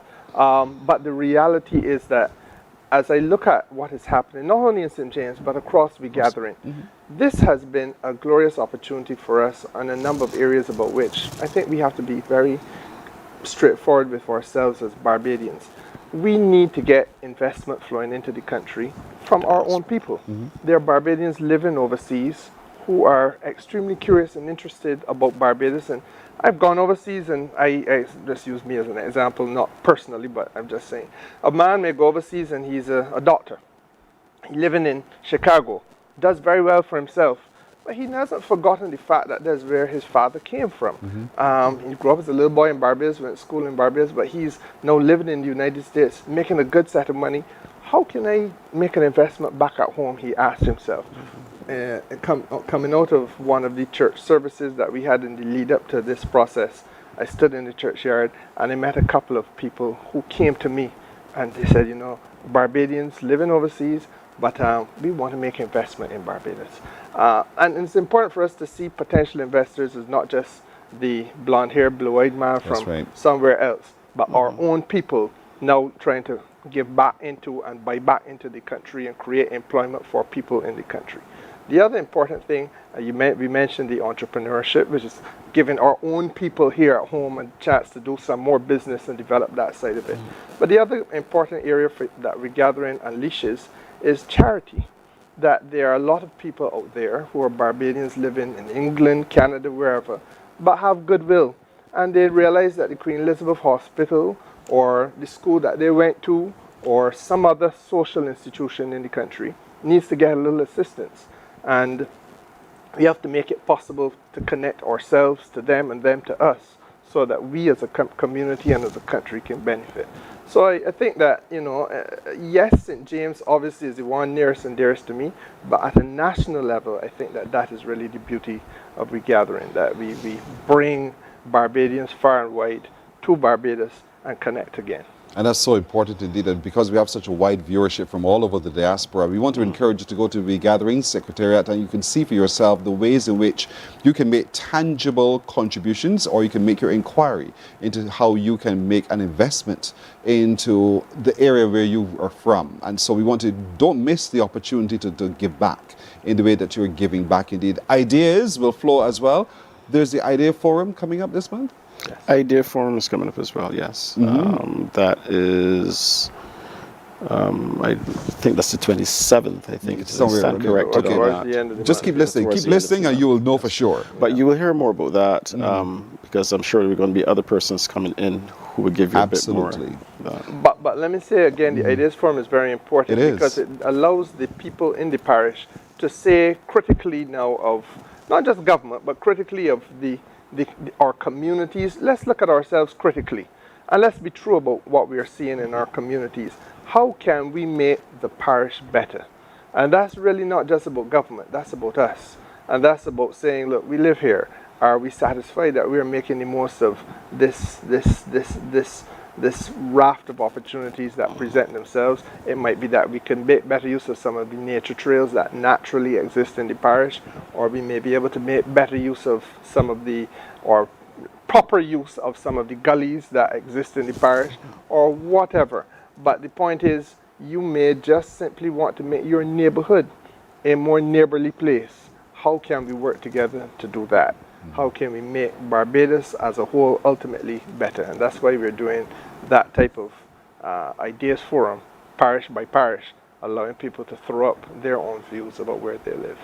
We're marking the 400th anniversary of the settlement by the English, the Europeans of Barbados indeed, and happened in St. James, as a matter of fact. And so there's so much more about the history of St. James that you will discover while you spend time in this month of September in particular, if you haven't already begun to do so, to read up, to listen more, to engage with.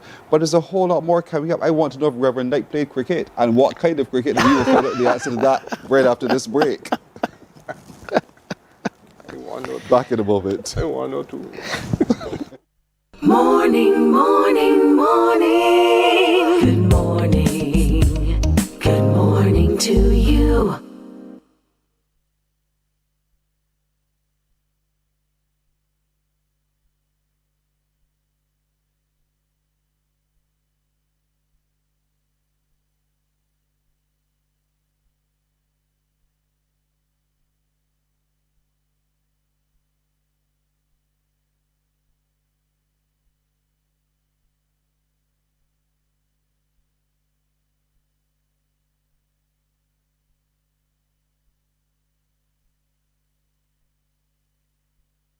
God will not give you a job.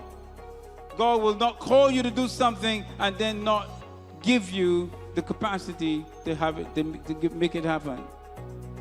He will give you the resources, he'll give you the people.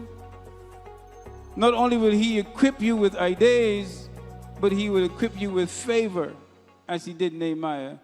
Turn on the latest episode of Infinite Possibilities, only on CBC TV8, every Sunday at 1:30 p.m., sponsored by Covenant Life Teaching Center. Welcome to Nature's Discount, the ultimate health food store.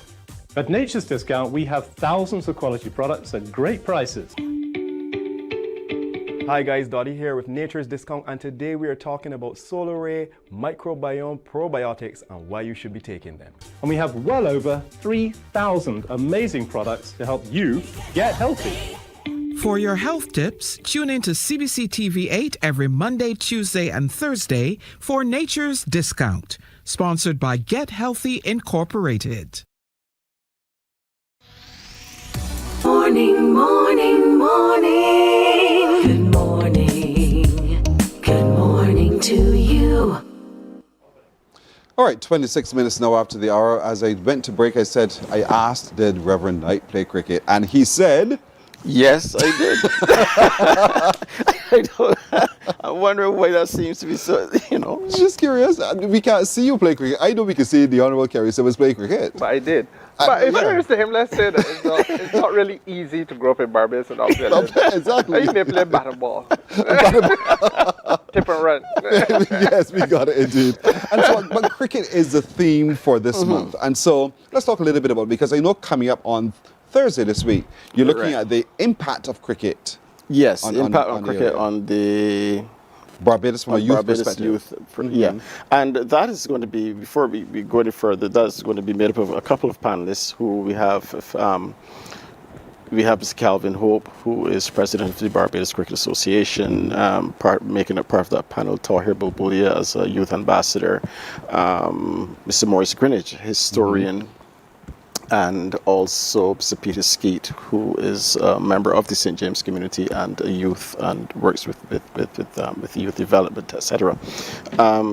So yes, but cricket being the theme for St. James, you would find that the calendar has quite a number of cricketing events coming up, and quite a number of faces that we hope to see involved. The legends, for example, though some of them are not on island right now to be able to take part in the Legends cricket, which was due for this week. So that has been shifted to another date. But nevertheless, all of that is part of it. You get to see face-to-face Desmond Haynes. If you haven't seen him, you get an opportunity. Again, as a matter of fact, the diaspora has an opportunity to tune in on this webinar, yes. and have their say and have a conversation with their ideas about cricket in Barbados, cricket. However it takes, whatever road it takes when we start to discuss cricket. But cricket, as we said, is that chief thing we're doing right now in St. James. And yes, we had a marble cricket game couple the first week, and no, I did not take part in it. I was waiting for the full stop to ask. Go ahead. But yes, I do intend to play some cricket at some point in time, and I have played marble cricket before. Yes, Mr. Minister. And so, it's all about having fun. It's about it's not just about. I mean, we're talking about the entrepreneurship spirit and all these things, but it's about a community coming together and just having fun. And cricket is one of those ways in which we bring people together, where people can gather as well. So, and it's exciting because I know there are a couple other exciting events around cricket that are coming up. Short pass cricket, which is one of the suggestions. I can't wait to see that. And I am looking forward to seeing that. I didn't get an opportunity to see it at St. Andrew, but I would really like to see it. And I don't mind donning a short pass. I think that if you look at what has been happening in Barbados, I think that one of the things that really and truly gives now communities ideas is looking from parish to parish and seeing some of the activities that can be thrown up organically from within our own communities. And maybe these are ways now that we can have some legacy benefits, some long-term benefits for Barbados and Barbados's communities. And hopefully it will be a way of keeping some of our young people more constructively occupied and find healthy competition and get rid of some of the pent-up energy, and hopefully in the process avoid some of the mischief that has been really pulling down the image of the country. And you're right. And you know, as I was listening to all of this just now, I kept thinking, you know, how cricket became a way out for a lot of our nation's young people. And St. James was the incubator of a lot of this, because a lot of Barbados and the West Indies great cricketing stars were born, bred, honed in the parish of St. James. And I think that's a fillip for you guys. That's true.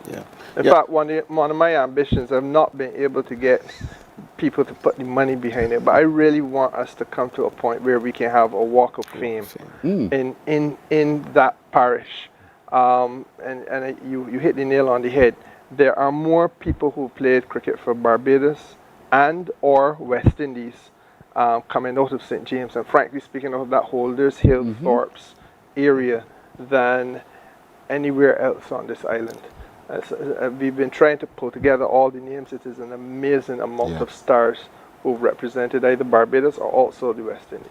I think it's phenomenal indeed. And so this month allows us an opportunity to celebrate that. And we would have posted the photo with you for you folks to see where to go, the ID and passcode for this week's webinar, looking at the impact of cricket on Barbados from a youth perspective. It's this Thursday from 12 noon till 1:30, and the other poster gives the folks the ID so they can get to see. There it is on your screen. Take a look, note it. You can always look back at the show later on, gather it, but you go online and you can engage with all of those stars right there. These are people who are phenomenal, and they can share with you everything that is happening cricket-wise and its impact over the years. And Maurice Greenwich, being the historian that he is, he can regale you with some real details back and forward indeed. And Tahir, as the youth, he will give the youth perspective on the trajectory and the way forward. It is moderated by Stephen Leslie. But coming up on Saturday is the biggie. It's the one a lot of people do look forward to. It's the big marquee event. So Reverend Knight, over to you, sir. The marquee event is, well, first of all, I mentioned to you earlier, we have the health. The NCF is having a health walk, and that's coming up on Saturday. All part of that marquee event. The marquee event has a number of different segments within it. We have, for example, the health fair, where we're looking at the various aspects of health that affect persons, whether it be nutrition, mental health, and all of those areas are coming together. And we're also looking at how, for example, how things like cricket, for example, can be used as a form of exercise and help you to keep fit and that kind of thing. So it's all tied up in that marquee event, which there's St. James on Water, which it's again, a whole day. I can't do that because I can't swim, so I can't. There's your brother. It's all right. Don't feel ashamed. No further than my knees and that's it. That's it. So, you know, maybe the minister might get involved. He's scuba diving. No, I mean, but I can swim very well. Scuba dive, so I hope I can swim.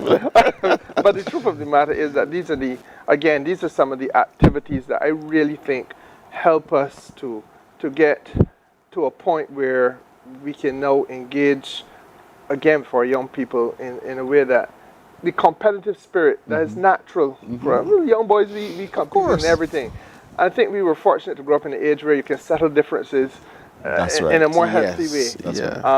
But again, making our young people comfortable in the water. The Prime Minister has been on about this point very, very, very incessantly, that, look, it's not a good thing to grow up in an island. Everybody's really a stone's throw from the beach, but so many of you, because both of you cannot swim. St. George. We should have said nothing, right? St. George is not really an excuse. The point is that you gotta learn to swim, and it really is a skill, a life skill, because the truth is you can gain valuable employment from being able to do so. And then again, of course, there's the other sporting activities. Right. And if we can then create not just skills, but then have those skills compete in terms of who is swimming better, the derivatives from the swimming, which may also be things like sailing and so on, then you find that there are a whole range of things that you learn as a child, where really you can now deploy those skills in terms of earning your income as you are an adult, or supplementing your income by doing something else as you're an adult. And I think that these types of exposures and encouraging people to get involved are very important. And last but by no means least, paying close attention to your health. Indeed. Because that is the treasure. It is. I mean, you know, we get up every morning, we go out there, kind of get in the rat race. At the end of it all, what do you have if you don't have your health? Absolutely. So paying close attention to the health, and a lot of the things that we as men kind of sweep under the rug, and we all know, you know, but if you haven't gone to the doctor this year, perhaps that's something that you need to be looking at. Get your blood pressure, get this and that else tested. These are the things that really communities now have to start to talk to each other about. And as you break it down further, households talk to each other about. And then the fellas get together in the barbershop and say, you know, I got my thing, you know, my blood pressure is so I finally had this little problem. You have a problem like that, etc. Yeah, and it becomes, you know, a source where we all help each other. Indeed, and that's the community we're talking about. But the event you were just talking about happens on the 27th, ladies and gentlemen, in that stretch there from like Weston, Jomo Bar, all the way down to Prospect. Correct. Yeah. And that's the beautiful thing. That's on the water. So activity in the water, activity on the beach, and that's the whole entrepreneurial spirit yet again. And another form of cricket, I must add, beach cricket. Will be part beach of that, cricket. you know. All of that happening on that day. Yeah. But I want to get back to the marquee. The marquee event, for those of you who may be wondering, is happening on the 20th, this coming Saturday. This coming Saturday at Hoyts Village. Hoyts Village. It's all day long. All day long, the health fair, early o'clock, and it's going to be on all day, and it ends in a concert in Hoyts Village. So we want to bring the entire community out. And again, this empowers the community as well to benefit in a very significant way.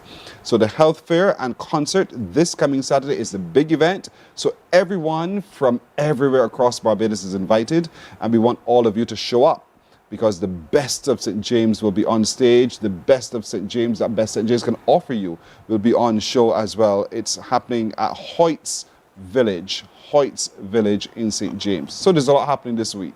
You really should not miss any single thing whatsoever. And we want to encourage persons, if you're coming in from wherever, whether it's Boston, New York, UK, as long as you're on the island, visit St. James. Show up and be part of this. This is all about gathering and bringing our people together.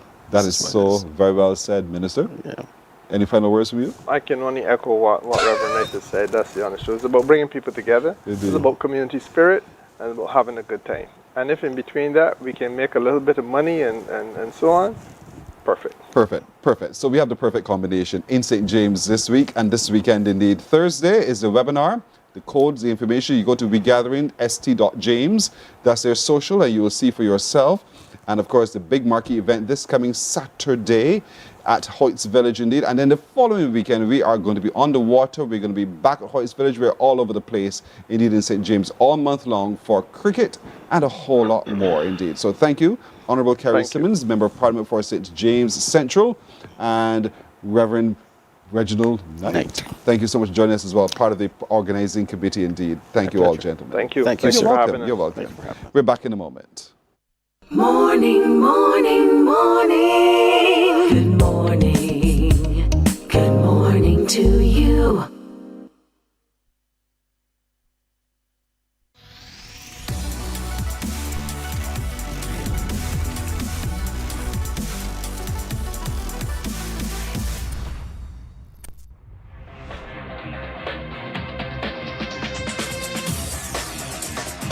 Week after week, Scold presents exciting reports and documentaries on the most varied topics of our time.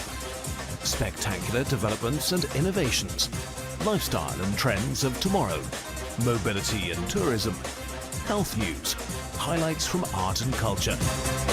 Each contribution grabs the viewer with extraordinary images and stories.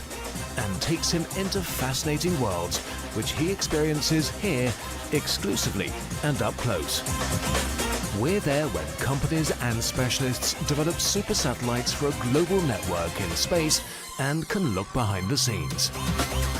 Scold is a window to everything that is there or is yet to come. Fly with us through time to better understand today and tomorrow.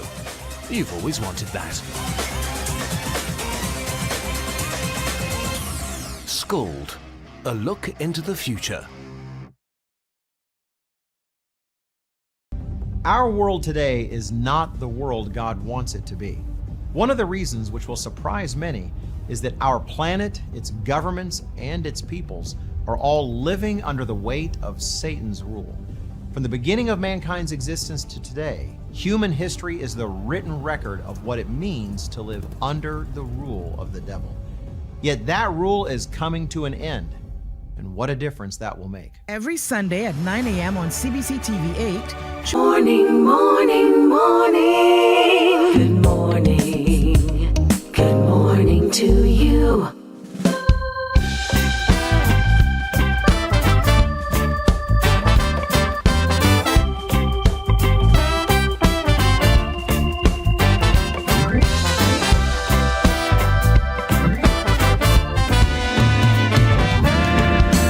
Things are going on each and every day.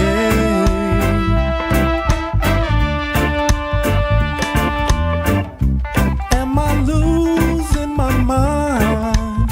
I can't find a way.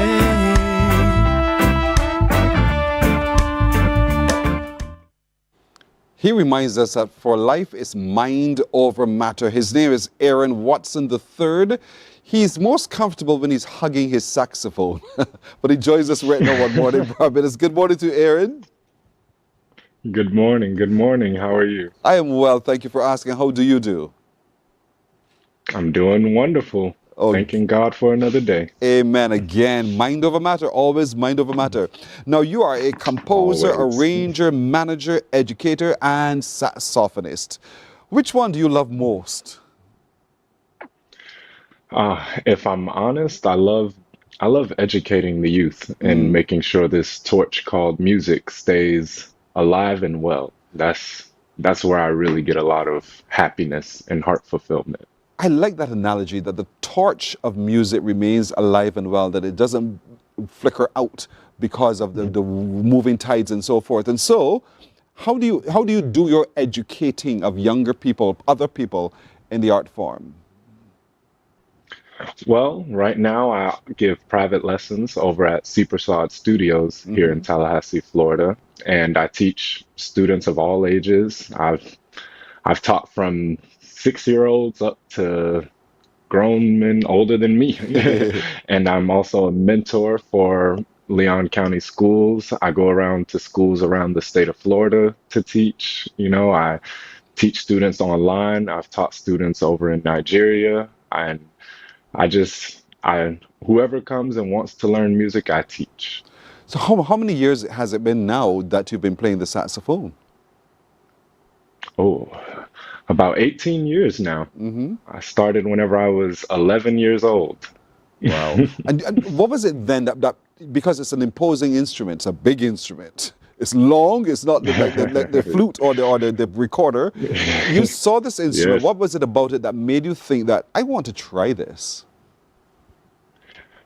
Honestly, I have no clue what it was. I was receiving a scholarship for an essay that I wrote at the governor's mansion, and I just saw a jazz band performing there, and I saw a saxophonist, and they're calling me up to get my award and everything, and I didn't even hear them calling my name. I'm just glued to this man playing saxophone, and I couldn't hear or see or do anything else except tune into this saxophone sound. And my father comes to me and says, "Hey, buddy, they're calling your name." And I'm like, "I want to play that. I want to do that." And so when you declared that to him, I want to play that, I want to do that, what did he then do? He's like, okay, buddy, okay, we'll get you one. We gotta go up here and get your reward though. Like, we gotta get you. I said, I want to play that though. I want to do that. Yeah. And so he made it And that possible. summer, my mother did it. And so they made it possible for you to be able to do that, to play that. And so where did you go to formally train in the playing of the saxophone? Well, I started off at Raw Middle School here in Tallahassee, Florida, and I was underneath the direction of Mr. Perigo, who was the band director, and Professor Rodney Jordan. He ran a jazz program at our school. Every morning I would get to the school at like 6 a.m. School started at like 9, and I would be there early so that I can just be inside of this jazz band and learn from Professor Rodney Jordan over at FSU. And he's really and truly my foundation and the reason that I'm even here right now in this whole music scene, to be honest. If you didn't have the saxophone in your hand, where do you think you'll be? Oh man, I have no clue. If I'm honest, saxophone, well, I actually do know. When I was about 4, 5, or 6 years old, I told my father that I wanted to be a preacher and I wanted to preach the word of God to humans. And so 9 times out of 10, if I wasn't a minister of music, I would be a minister of the word. You had to go say that. Don't tempt my production crew and say, no, boy, Pearson is going to take off here now because I like that. I like that. I like that indeed. And so you've been inspired and you continue to inspire in the way what you do. And so here it is now. You're with the last name Watson. And I asked my producer, is he in any way connected to Barbados? Are you connected to Barbados in any way? Yes, yes. My mother is born and raised in Barbados. My sister was born in Barbados. I was just in Barbados this past Christmas and visiting my grandmother and my auntie. I actually made sure to send my grandmother, my auntie, my uncle. My teacher is Arturo Tappan. He grew up teaching me some stuff, and every time I would come as a kid, my mother, she would take me to Arturo to learn some stuff. And like it's literally my second home. Wow. If I'm being honest. And my mother, she always said, if you're going to learn saxophone, you have to have a teacher from the Caribbean also. And so that's when Arturo took me under his wing. And Arturo is just the greatest. He's really, truly the greatest. Is. What difference did he bring to your playing of the saxophone? This practitioner from the Caribbean. Your mother thought it was important to have the Caribbean flair. What was the difference that he brought? Yes. Arturo brought the whole thing of making sure you transcribe, making sure you listen to as much music as possible, make sure you know as much music as possible, make sure you hang out with the right guys, because if you hang out with the wrong guys, it'll hold you back and it'll hinder you from success. Make sure you're around guys that want to practice and want to be great and want to be better, and make sure you're always around guys that are better than you. And every time I would come, he would allow me to play with his band, and he would just tear me a new one on that stage, and then afterwards he would talk to me and say, so yeah, man, this is what you need to go do. Make sure you go learn this, make sure you go transcribe this, make sure you go study this, and make sure you go listen to this. Wow. And so in all of those things, you continue to listen to Barbadian music, because there's a lot of music that comes out of Barbados that you like. Yeah, I saw your eyes pop just now because I'm right. And so talk to me about some of the music from Barbados that you've fallen in love with, that has called you to take up your saxophone to play along with.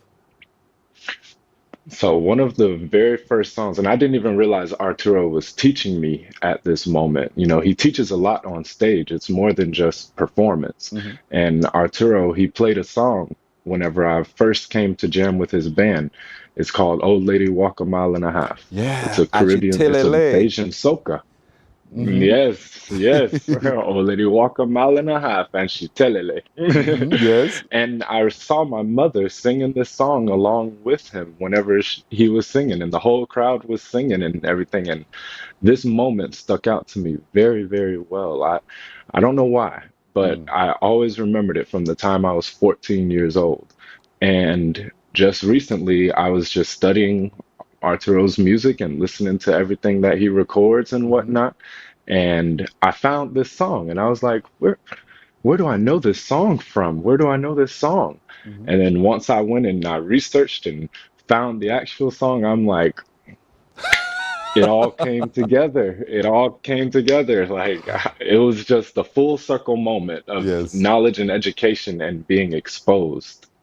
There's a different feel when you're born in the region. When you play the rhythms of our region, there's a totally different feel to the instrument than the classical places that you might have been. And so I'm sure that's what Arturo was saying to you, you know, just let your body flow. And is that how it works really? When you hold the saxophone, is it that your whole body is consumed rather than just your windpipe? Yes. Really? Yes, yes. You have to immerse your heart and your soul and your body from the top of your head into your toenails, into the bottom of your feet. You have to immerse all of it into the music and just try to feed your spirit into this. You know, my grandfather says all the time, Aaron, music is spiritual. And I actually experienced this whenever I came to Barbados when I was like 14, 15 years old. It was one of those years because we went to Barbados every summer. That's something my mother would not neglect. She made sure we were in Barbados and learning our history and our culture every year. And I played for my grandfather as he was lying down before his death, you know, about 3 years before his death. And he couldn't move, he couldn't talk, he couldn't do nothing at this point, you know, so we couldn't just walk down to the beach anymore. But I was able to play my saxophone for him. And I mean, I saw his head turn around. I saw him almost try to get out the bed. I saw him try to talk, you know, it was this connection that we had, you know, and it had nothing to do with windpipes. This was all heart to heart, spirit to spirit, mind over matter, you know, feeling this love and connection. I had to take a big gulp because that's quite emotional indeed. You moved me there in that moment indeed with the story of your relationship with your grandfather and what music, how that music was able to translate, have a conversation between both of you. That's interesting. We have more interesting discussion with you. I want to take a break. We'll come right back because I want to hear about your newer music and some of the things that you've been doing ever since. So stay with us. We're back in just a moment. Yes. Morning, morning, morning. Good morning. Good morning to you.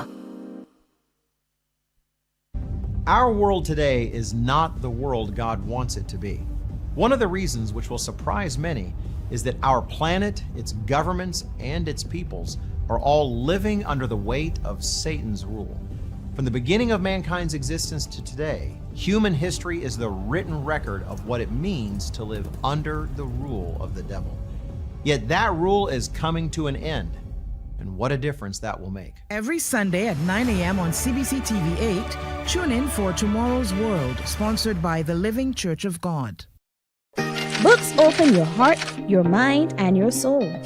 They are educational, entertaining, inspiring, and motivating. Are you an author of a recent book you want to share? Then Mornin Barbados would love to feature your book in our The Next Chapter segment. Send us an email to morninbarbados@cbc.bb. That's morning without the G. Come and let us turn those pages together. Morning, morning, morning. Good morning. Good morning to you.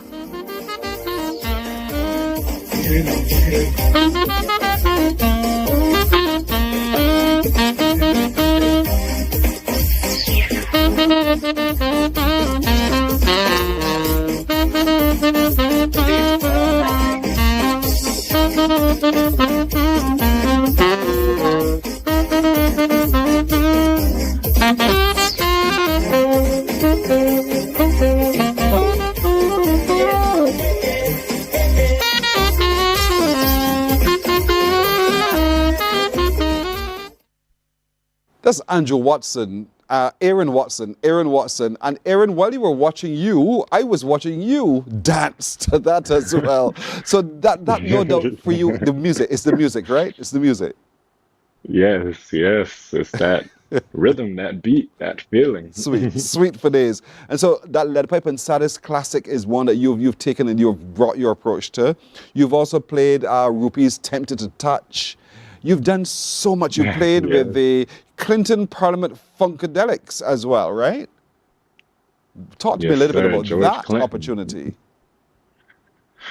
Oof, George Clinton, that was an experience. You know, experiences are something you take for life with you, and that was probably one of the most energetic feelings that I've had, because George, he has a way of just pouring into people just from walking, you know, and to see him at his age still performing and still getting people excited and lit and happy, and you know, that was just amazing.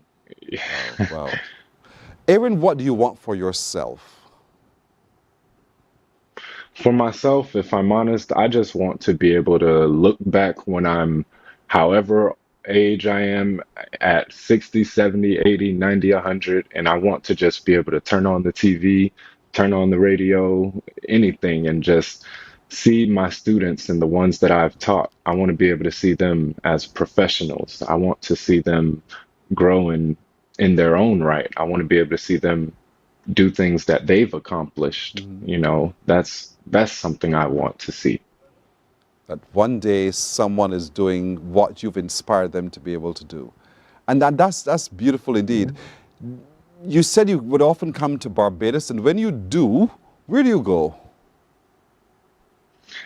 One of the first things I do is go to my grandmother's house. That's the very first stop. We go to our grandmother's house and we eat, and she used to always have a huge thing of watermelon waiting for me because she knows how much I love watermelon. What parish is this?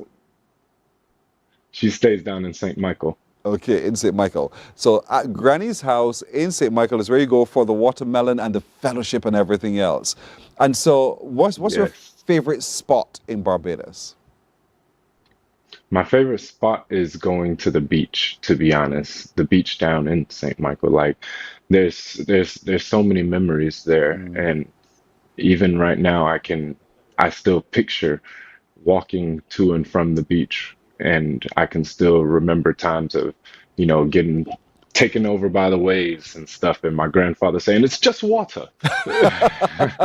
You know, my uncle, he would take me, my Uncle Peter, yes, he would take me fishing. You know, we would go fishing. My friend Nkosi, we would go and we would be on his little boat, and we would go snorkeling and stuff. You know, it's all the memories. There's just so many memories. The memories yes, yes. And so, can we find your music online? Can we find your information online, your socials? Yes. I have a website. If you type in Aaron Watson III, that's the third. So AaronWatson3.com, you'll find my music there. It's on Spotify. It's on YouTube. It's on Apple Music. It's on all the streaming platforms. You can go and listen to this music. Aaron, you're one of us, and we thank you for being one of us. Thank you for being exceptional as well. And we want to commend you in all of your future endeavors as well. So keep doing well what you do, Aaron. We make us immensely proud. Thank you for joining us today. Thank you. You're very welcome. Thank you for having me. You're very welcome. We're back in a moment.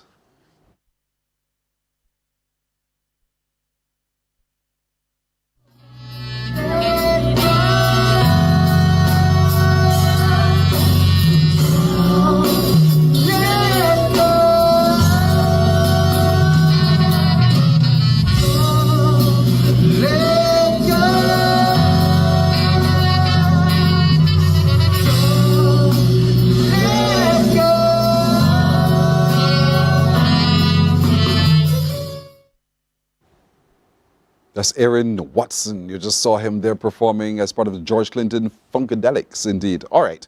Before we go, there's still a couple pictures, I believe, that we still have to share with you. Remember, today's the last day you get to see them. The little ones are already back in school. If you're ready, folks, just put them on the screen. Here we go. Zarian Daisley, Zarian Daisley, Samuel Jackson Prescott Institute of Technology. There you go. Oh, mommy is so proud of you. Young man, have yourself a great today. You're getting tall. Well done indeed. Zarian Daisley, Samuel Jackson Prescott Institute of Technology. Shemraj Hines, you getting tall too, Shemraj. Shem, going to St. Leonard's Boys. Shem, good morning to you as well. Have a lovely today. Granny is so immensely proud of you. Entire family indeed. So Shem, well done. Eden, Sebastian Mitchell, and Chase Vaughn are going to Providence Elementary. To each of you, look at you, differing heights, but all of you looking smart. And you head to school today at Providence Elementary.